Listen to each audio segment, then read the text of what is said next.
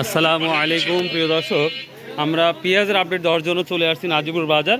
আজকে 17 জুলাই রোজ বৃহস্পতিবার নাজিপুর বাজার চলে আসবে।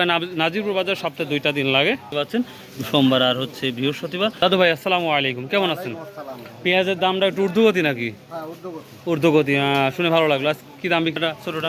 এটা হলো 50 টাকা। এটাই 50 টাকা, এগুলো সব 50, এগুলো হলো 60।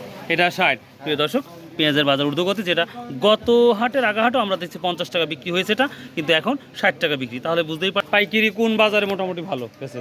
চাষকর ভাই তো মাল ছিল না বৃষ্টির কারণে, হাটেই গেছিলাম মাত্র আমি 3 মণ দেখছি। 3 মণের মধ্যে আমি বৃষ্টির আগেই বিক্রি হয়ে গেছে। ও, বৃষ্টির আগে বিক্রি হয়েছে? আগেই বিক্রি হয়ে ও, গেছে। আর আমি তো পরে ঢুকছিলাম।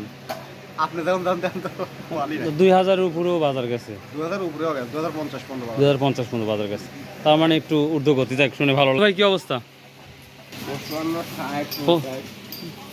50, 55, 60 3 কোয়ালিটি আছে। দেখ মাশাআল্লাহ। দর্শক, আঙ্কেলের দোকান এখন স্টার্ট কর। আজকে দোকান ভিতরেই